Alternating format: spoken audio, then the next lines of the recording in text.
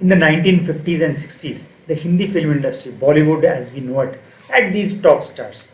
And there was a problem. They were very unprofessional and they would rock up on the sets very late. Sometimes they would show drunk, and other times they would not come in at all. The filmmakers at that point had a terrible time dealing with these people. In the late 1960s, Amitabh Bachchan came along, and by mid 70s, he was the top star. Now, Amitabh Bachchan was very different from all these other stars. He would be very, very punctual. He would always be on time, he would do his work diligently, to the extent that Manmohan Desai, one of the top filmmakers of that era, he once said that you can set your watch according to the time that Amitabh walks onto the set. You can set your watch according to the time that Amitabh walks onto the set. If the shoot was scheduled to start at 10 a.m., Amitabh Bachchan would be there at 10 a.m. with his lines learned, makeup ready, everything ready for shooting. That's how professional he was. In life, it is very important that we always meet our deadlines. Whatever work we do, we should always be conscious of the time. So, whether it is going to a meeting, whether it is making a phone call, whether it is delivering a report, whether it is talking to someone, whatever it is, every time one should always aspire to be on time. I'll give you another extreme example. So I was managing a huge team, multi-locational team, and I once went to another location, and that team, they had a scheduled meeting at 11 a.m. every morning. So I thought that since I'm in town, let me also attend. And I went and sat in the meeting room, and 11 a.m., 11:05, 11:10, 11:20, no one came. So at around 11:30 or so, the manager, he walked in, the local manager, and he just said to the guys, "Hey, come on, let's have the meeting." And in they came, and the meeting started. The meeting was a total flop show because some of the guys had gone off to have tea. The ones who were there were totally unprepared, and no one was making any notes. So it was a complete waste of time. After the meeting, I spoke to the manager and asked what's going on. And he started blaming the team members that they are sloppy, they don't listen, this, that, everything. I said, that's not what the situation is. The sloppiness starts with you.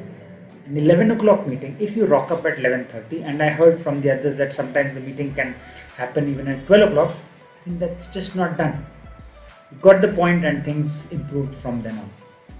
So, you should make sure that no matter what, no matter who you are dealing with, whether it is the youngest person or junior most person in your organization, or whether it is the CEO of your largest customer, you should never miss your deadline. You should always be very conscious of time. Of course, there are practical realities, and sometimes there can be challenges. You might be stuck in a traffic jam, you might be working on something, and then other things pile on. Times you estimate a certain duration for an activity, but it takes more than that. Then what do? How do you still not miss a deadline? And that is what I'm going to be talking about in this video. A very simple approach, a very effective one, but you have to do it very diligently. Okay. Now suppose you're my boss or my customer, and I have committed a deadline to you that I'm going to deliver so and so report by 2 p.m. tomorrow. So that's the deadline. Now if I deliver it within time, that's perfectly alright. There's nothing to discuss. However, if I know that I'm going to be missing the deadline, then it is very important that I give you an explanation for it. And that explanation would consist of why I'm going to be missing the deadline and what the revised deadline is going to be. So I could be missing the deadline because of some other things that cropped up. My pet got ill, or my child needs to be dropped off somewhere, or whatever the reason is. But I need to give you the reason, and I also have to tell you when I will deliver it. So instead of 2 p.m., I'll do it by 4 p.m., 8 p.m., 2 days later, 1 week later, whatever it is. So I need to give you that explanation. And very, very important is that these reasons, okay, I should be giving it to you before the deadline has passed. So before the deadline has passed, I have to give you the reason, and which means I have to come back to you before 1:59:59 and give you this reason. Now, here's the twist. If I give you the same explanation, the why and the when, after the 2 p.m. deadline has passed, it is no longer a reason. It becomes an excuse. So the same description, the same situation, if I do it before the deadline has passed, that's a reason. After the deadline, it becomes an excuse. Before the deadline, it is food. After the deadline, it is poison. This is a very, very important concept. So if I'm going to be meeting someone at 7 p.m. and I'm leaving my place at 6:30 p.m., I know it's a 30-minute drive. So what I will do is tell the person, hey, you know what? Instead of 7, I'll reach by 7:15. That's because I know the drive is 30 minutes, but I need to find a parking space. I need to walk up to the venue. So I need a little buffer time. And then I show up by 7:10 or thereabouts. If I say 7:15 and show up at 7:10, that's cool. If I don't say anything, then instead of 7, I've rocked up at 7:10 and I've missed my deadline. Always make sure that you never ever miss a deadline, and this is how you can do it. I have been implementing this for the last few years now, and let me make an admission that I still miss my deadline. There are times when I still forget to inform people that I'm going to be late and I miss the deadline. So does it mean this process doesn't work? It certainly does. I miss very few deadlines. You can also do the same.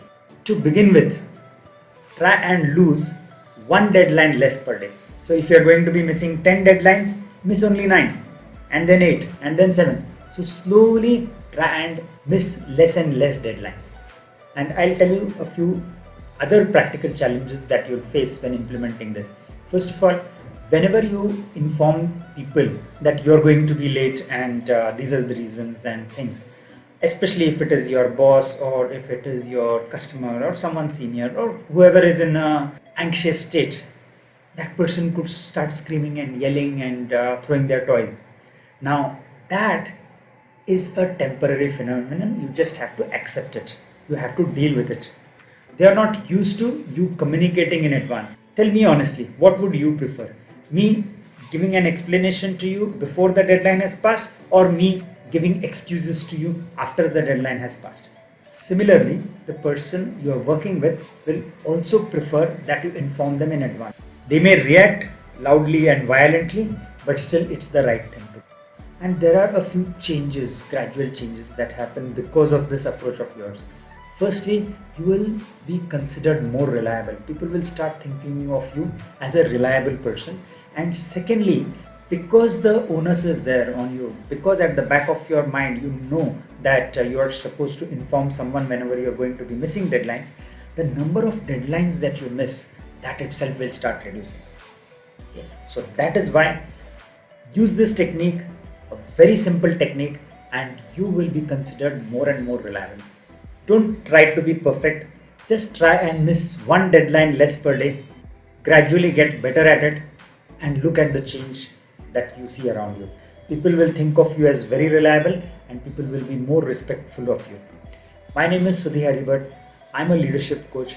I conduct free webinars on leadership skills. To register for the free webinar, the link is given along with this video and I'll see you there.